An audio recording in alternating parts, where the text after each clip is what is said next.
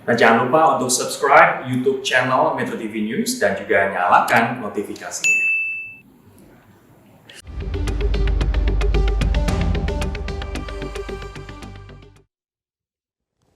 Kami akan mengajak Anda untuk berbincang bersama narasumber kami yang bergabung di Prime Talk malam hari ini terkait RUU Cipta Kerja yang baru saja disahkan oleh DPR RI beberapa jam yang lalu. Kami akan tanyakan hal ini bersama Wakil Ketua Badan Legislatif DPR RI Ahmad Baidowi dan juga ada Ketua Bidang DPP KSPSI Bibit Gunawan. Selamat malam Bapak-Bapak. Saya ingin ke Mas Awi terlebih dulu. Mas Awi, meski sudah disahkan tentu ada gejolak di luar sana. Kita tahu dalam beberapa hari terakhir ini sudah ada rencana dari teman-teman Federasi Buruh yang akan turun ke jalan untuk menolak poin-poin yang sudah disahkan dalam RUU Cipta Kerja hari ini.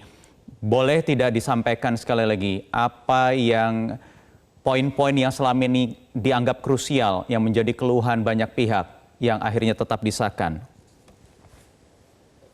Ya, yang tentu kita bersyukur RUU Cipta Kerja sudah bisa kita sahkan. Ini tugas yang cukup berat. Tentu tidak bisa ya, terima kasih. Tentu ini, halo? Ya, silakan lanjut Mas Awi. Ya, terima kasih. Tentu kami bersyukur ya RUU Cipta Kerja ini bisa disahkan hari ini dengan segala dinamikanya, dan persoalan ada yang pro, ada yang kontra, itu biasa bagian dari dinamika demokrasi. Saya kira wajar-wajar saja. Namun kami informasikan kepada pemirsa Metro TV bahwa kami di Badan Legislasi mencoba menjembatani berbagai kepentingan yang ada terkait dengan RUU Cipta Kerja. Memang harus jujur kami akui, tidak semua ataupun tidak 100% aspirasi dari pekerja bisa tertampung. Begitupun juga tidak 100% aspirasi dari para pengusaha juga tertampung dalam RUU ini. Jadi kita mempertemukan dua kepentingan yang berbeda untuk bisa satu, berimbas pada peningkatan iklim investasi kita sehingga bisa meningkatkan pertumbuhan ekonomi. Yang berikutnya, kesejahteraan pekerja tetap kita perhitungkan, perlindungan pekerjanya kita perhitungkan. Apa yang menjadi kendala masuknya investasi kita ke Indonesia ini, ya kita cari penyebabnya gitu kan. Maka kemudian sudah kita rumuskan dengan pasal-pasal dan ayat-ayat dalam RUU Cipta Kerja yang baru saja disahkan menjadi undang-undang. Tentu ketika ini disahkan ada waktu 30 hari bagi Presiden untuk mengundangkannya nanti. Ya, oke. Dari poin-poin yang selama ini menjadi bahan kritikan dari teman-teman Federasi Buruh, misalnya paling tidak ada 4-7 poin. Kalau dari catatan saya yang paling krusial adalah misalnya soal kontrak kerja, kemudian upah minimum penuh syarat. Mana poin-poin yang menurut Mas Awi ini sudah diakomodir dari keluhan-keluhan teman-teman ini? Ya, saya ambil contoh. Kan sekarang begini, seringkali banyak informasi-informasi sesat yang disebarkan oleh pihak-pihak yang tidak bertanggung jawab untuk memperkeruh keadaan. Contoh misalkan bahwa tidak ada cuti haid, tidak ada cuti hamil bagi pekerja perempuan. Kan itu tidak benar. Bahwa tenaga kerja asing bisa membanjiri, padahal tidak, karena semuanya kembali ke undang-undang existing. Terkait dengan hal tadi yang disampaikan, ada isu bahwa UMK dihapus. Sama sekali terkait dengan upah minimum, kita atur satu upah minimum provinsi seperti yang berlaku saat ini, dan juga upah minimum kabupaten. Nah, upah minimum kabupaten itu kita kasih dengan persyaratan tertentu, yakni memperhatikan laju inflasi ataupun pertumbuhan ekonomi.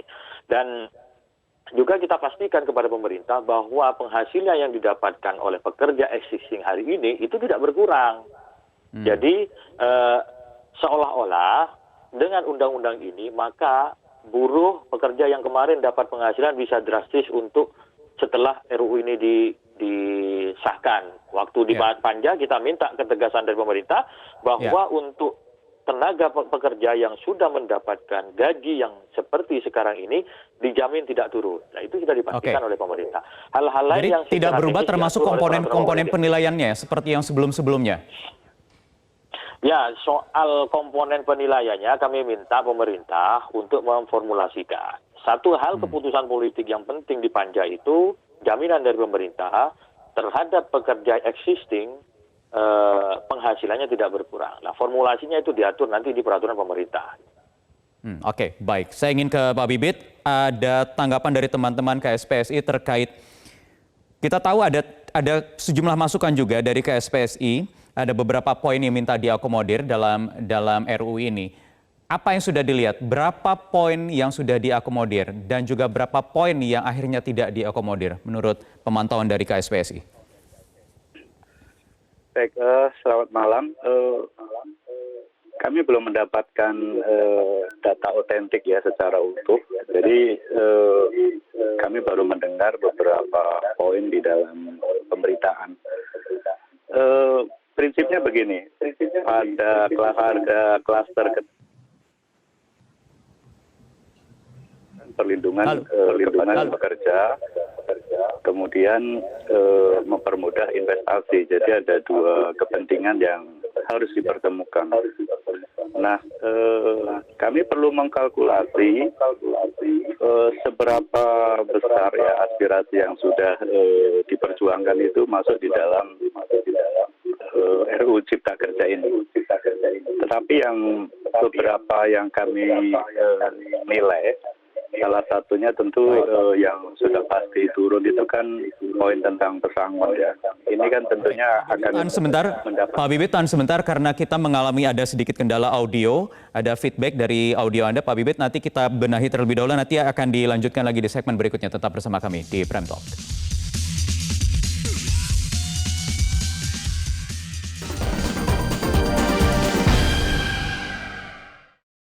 Melalui RUU Cipta Kerja ini, diharapkan dapat dicapai debirokratisasi dan deregulasi sehingga terdapat kemudahan berusaha dan penyederhanaan perizinan. Dengan terciptanya kemudahan berusaha tersebut, diharapkan iklim berusaha akan menjadi lebih baik dan akhirnya tercipta lapangan kerja yang dapat dimanfaatkan rakyat Indonesia. Fraksi Partai Nasdem juga meminta pemerintah menjamin agar dengan adanya kebijakan ini tidak lantas mendorong adanya PHK-PHK yang dilakukan oleh perusahaan-perusahaan. Karena jika ini terjadi, justru akan bertentangan dengan tujuan dari disusunnya RUU Cipta Kerja ini. Dibahas kembali secara mendalam dan komprehensif. Kita tidak perlu terburu-buru. Kami menyarankan agar dilakukan pembahasan yang lebih utuh, melibatkan berbagai stakeholder yang berkepentingan.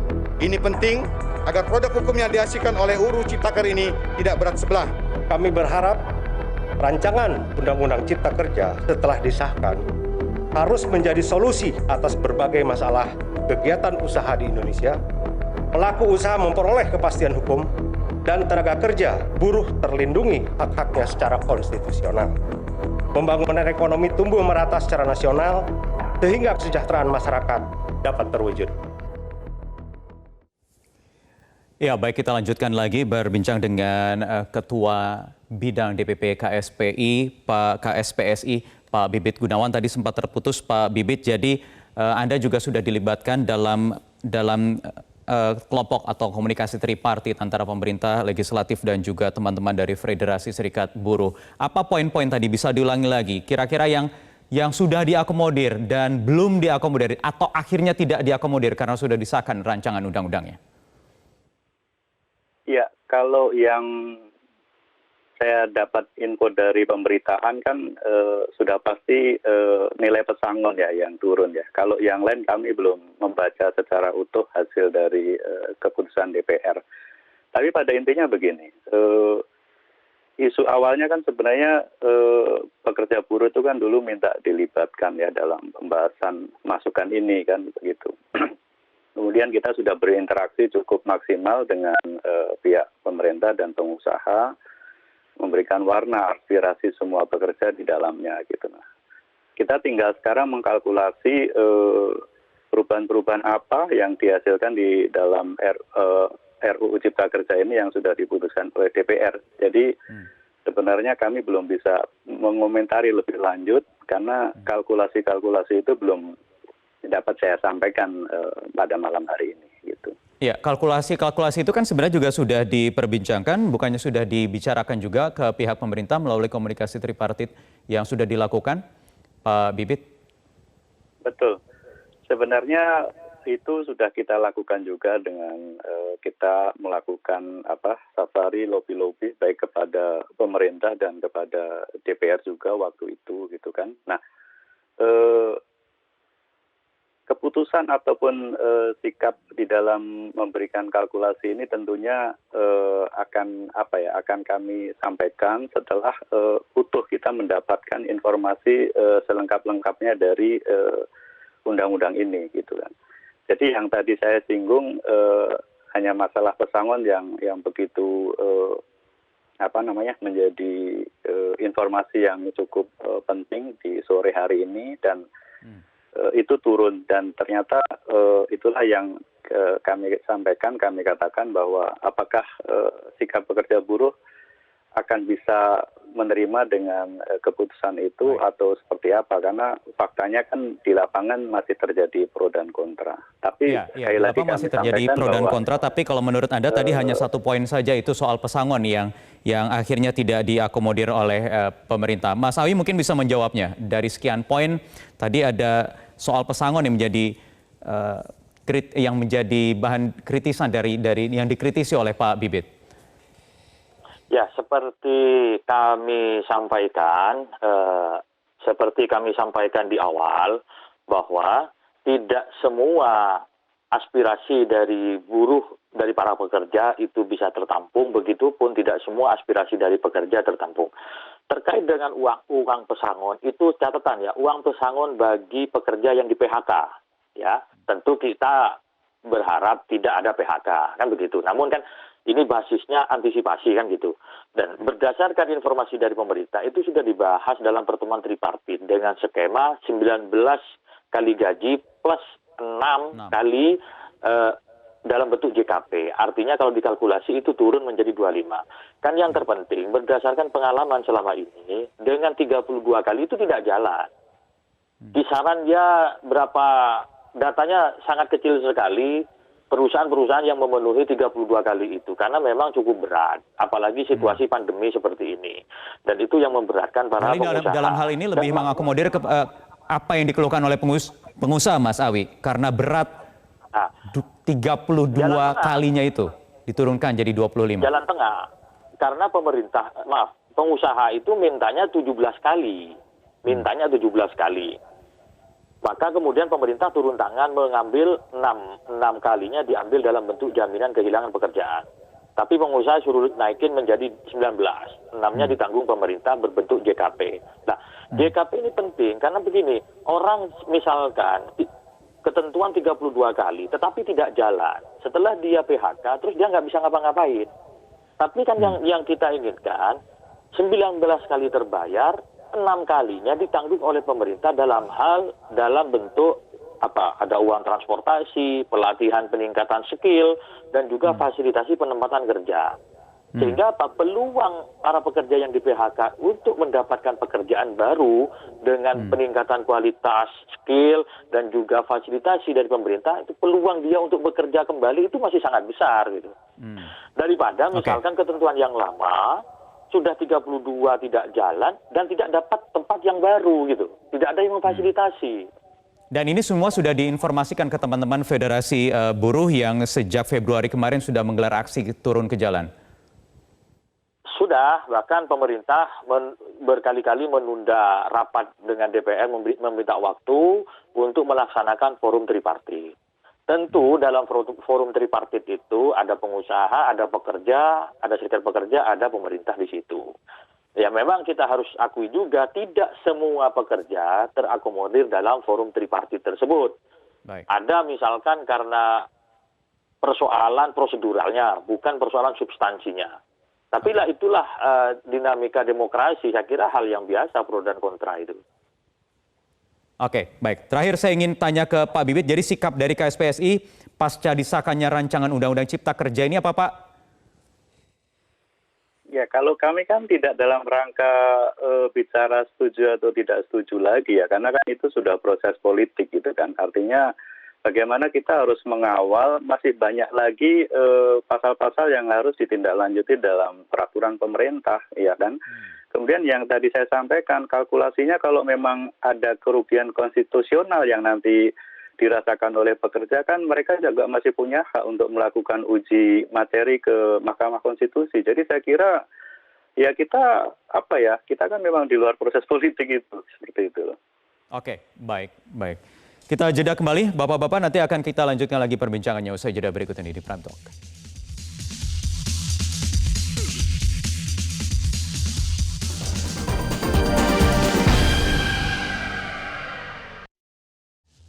Ya, baik. Kembali kita lanjutkan perbincangan. Juga sudah bergabung bersama kami di Prime Talk. Ada Menteri Ketenagakerjaan Ida Fauziah yang bergabung langsung dari luar studio.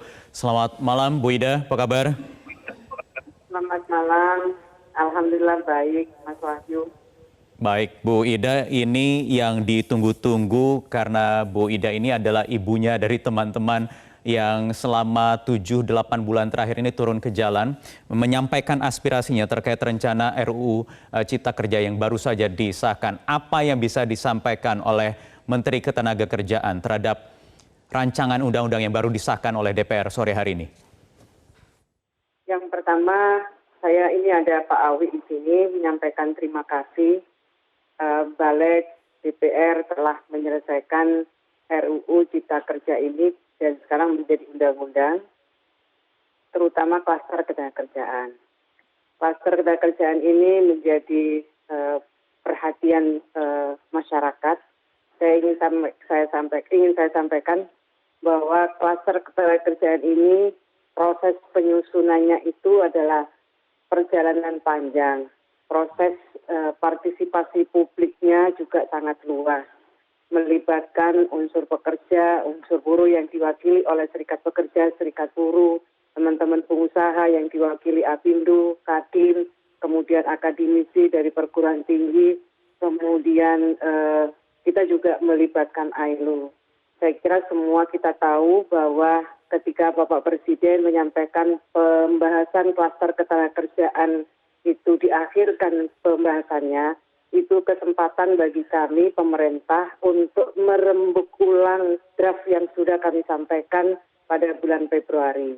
Akhirnya kami mengundang kembali teman-teman pengusaha melalui Apindo dan Kadin dan teman-teman serikat pekerja, serikat buruh yang diwakili, semuanya ini difasilitasi dalam forum tripartit nasional. Jadi proses pembahasannya panjang, kayak DPR Pak Awi, jadi panjang pertemuan itu. Ini saya kira ini ada Mas Bibit, saya kira Mas Bibit juga terlibat di dalamnya. Kami berterima kasih bahwa aspirasi dari kedua belah pihak itu yang akhirnya kemudian kami sampaikan kepada DPR menyempurnakan draft yang sebelumnya sudah kami sampaikan kepada DPR.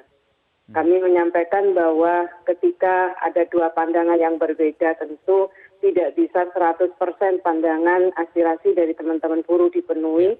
Begitu juga 100% dari aspirasi dari dan pandangan pengusaha itu diakomodasi 100%. Kebesaran jiwa dari masing-masing pihak untuk mendekatkan perbedaan itu sangat dibutuhkan. Kami sangat berterima kasih sekali. Intisari dari perubahan yang kami sampaikan itu telah diakomodasi oleh teman-teman dari Balik. Ini yang saya perlu sampaikan. Oke. Jadi, ya, Bu Ida, forum tripartit ini kan yang digadang-gadang bisa menjadi mediasi, sarana mediasi dari semua pihak. Ini kan ternyata masih saja membuat ada penolakan-penolakan. Bahkan di DPR sendiri ada 2 fraksi yang menolak, bahkan 1 fraksi juga menyetujui dengan sejumlah catatan. Apa yang terjadi sebenarnya? Ya, RUU Omnibus Law ini tidak hanya klaster ketenagakerjaan. Ada banyak klaster-klaster yang lain. Saya kira jika ada 2 fraksi yang menolak, belum tentu juga faktornya adalah karena draft yang ada dalam klaster ketenagakerjaan. Jadi memang saya kalau boleh mungkin Pak Awi bisa menjelaskan bahwa bukan karena tripartit nasional. Sebelumnya memang 2 fraksi ini menyampaikan catatan-catatannya. Jadi kalau boleh saya berpendapat bahwa bukanlah klaster ketenagakerjaan itu menjadi penyebab 2 fraksi menolak RUU Cipta Kerja ini. Jadi ada faktor-faktor lain selain dari klaster ketenagakerjaan ini ya? Ya tentu saja karena yang dibahas di RUU Cipta Kerja ini kan klasternya banyak. Ini sudah disahkan sampai nanti diundangkan lewat Kementerian Hukum dan HAM. Bagaimana kemudian memastikan agar undang-undang ini nantinya juga bisa berjalan? Karena ini kan nanti akan diaplikasikan atau dilaksanakan oleh tingkat administratif, seluruh tingkat administratif. Bagaimana memastikan ada sinkronisasi antar stakeholder? Ya, saya kira kami akan terus mengintensifkan dialog dengan pemangku kepentingan. Ada banyak distorsi informasi yang harus kami sampaikan kepada stakeholder ketenagakerjaan. Kalau boleh kasih waktu, saya mungkin bisa sedikit menjelaskan beberapa kluster yang masih disalahpahami oleh sebagian teman-teman pekerja atau buruh. Boleh nggak, Mas Bayu? Ya, silakan. Saya menyampaikan, ya. Yang pertama ada yang saya masih dengar, ada 7 tuntutan aliansi buruh yang terkait dengan PKWT disebut seumur hidup, kemudian outsourcing, tolak jam kerja eksploitatif, hilangnya hak cuti, kemudian ini saya akan sampaikan beberapa hal biar tidak menimbulkan distorsi yang berkepanjangan.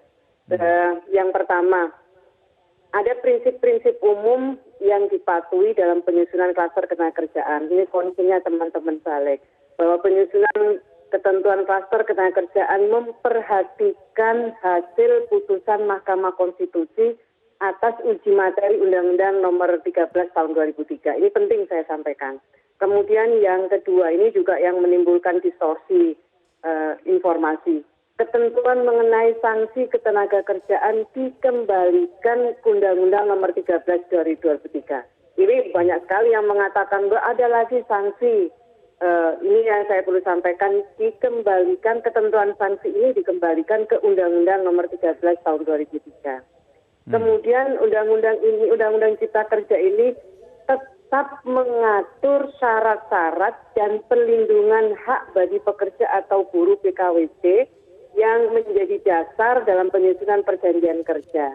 Jadi ini yang saya ulang lagi ini. Di samping itu RUU Cipta Kerja ini juga mengatur perlindungan tambahan berupa kompensasi kepada pekerja atau buruh pada saat berakhirnya PKWT. Ini adalah bentuk perlindungan baru yang tidak kita kenal dalam Undang-Undang Nomor 13 dari Undang-Undang Nomor 13 Tahun 2003. Ada perlindungan bagi para pekerja atau buruh PKWT.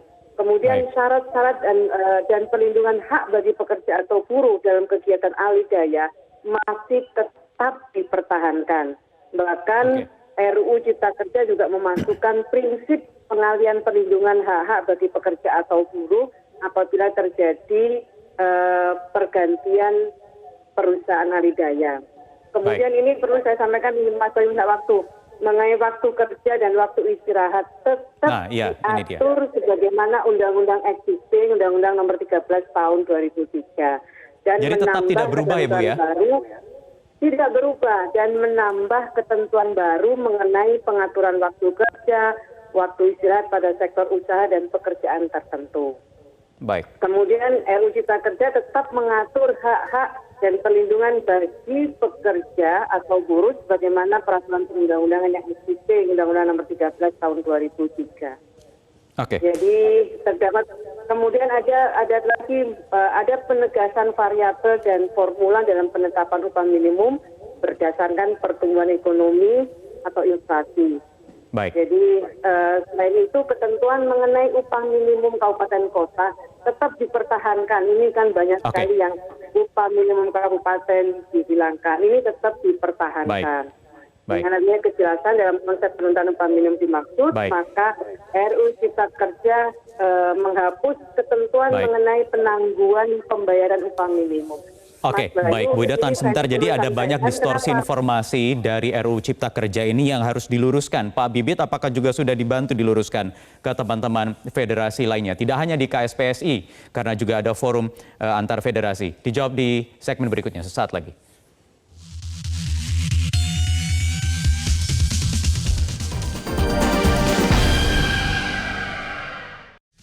Baik, kita lanjutkan lagi perbincangan. Saya ingin ke Pak Bibit. Jadi Pak Bibit, soal disinformasi ini ya, informasi yang salah yang tadi sudah dijelaskan sebenarnya oleh Bu Ida Fauzia. Apakah ini juga sudah sudah diluruskan oleh teman-teman federasi misalnya dari KSPSI, Pak Bibit?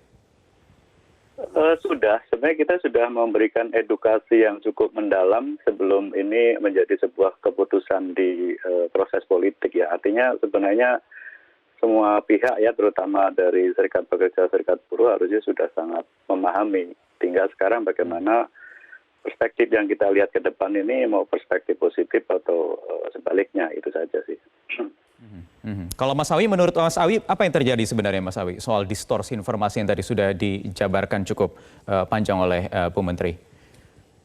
Ya, apa yang disampaikan oleh Bu Menteri itu benar, bahwa yang disiarkan kepada publik melalui media sosial maupun grup-grup WhatsApp itu sama sekali tidak benar dan terlalu sudah menyimpang jauh dari pokok pembahasan yang kita lakukan di Badan Legislasi. Saya ambil contoh saja. Misalkan diisukan bahwa tenaga kerja asing bebas masuk sesuka-sukanya. Padahal ketentuan pembatasan tenaga kerja asing, masuknya tenaga kerja asing kita kembalikan ke undang-undang existing, yang mana syarat-syaratnya sangat ketat. Termasuk juga ada isu PHK seenaknya. Tidak bisa. Karena apa? Ketentuan mengenai PHK kita kembalikan ke undang-undang existing, yang syaratnya juga cukup ketat. Ada juga putusan-putusan Mahkamah Konstitusi yang kita adopsi dalam penyusunan RUU ini supaya operasional dari pembahasan, supaya operasional putusan Mahkamah Konstitusi tersebut. Jadi saya kira untuk hal-hal yang sifatnya belum pasti itu jangan disebarluaskan. Saya membaca itu yang disampaikan Bu Ida, bahkan WA saya dibombardir bahwa negara ini akan hancur dan semacamnya dengan narasi-narasi yang seperti itu. Saya kira itu tidak bagus gitu. Baik. Terakhir Bu Menteri, Bu Ida, jadi mungkin bisa dijelaskan lagi, bisa diluruskan kembali. Mungkin bisa disebarkan draft rancangan undang-undang yang sore tadi sudah disahkan oleh teman-teman di DPR agar ini bisa meluruskan informasi-informasi yang tadi miring, yang salah, misinterpretasi.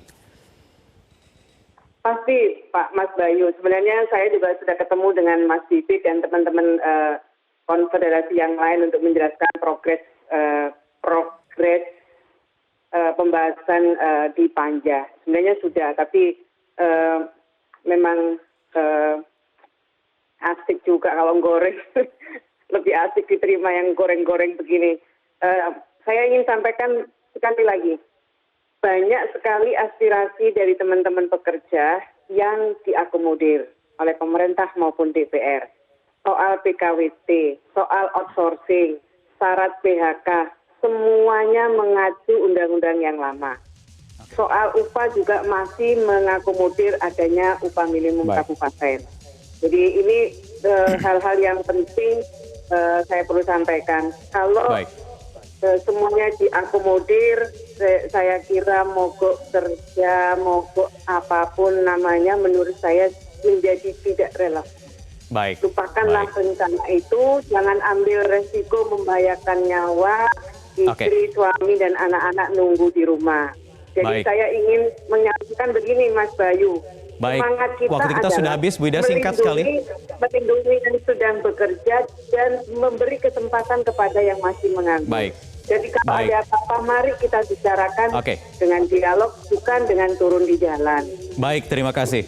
Terima kasih Menteri Ketenagakerjaan Ida Fauzia, dan juga terima kasih Ahmad Baidowi, Wakil Ketua Badan Legislasi DPR RI, dan juga ada Pak Bibit Gunawan, Ketua Bidang DPP KSPSI, atas waktunya di Prime Talk malam hari ini. Terima kasih, saya Wahyu Wiwohos, pamit undur diri. Terima kasih, selamat malam, sampai jumpa.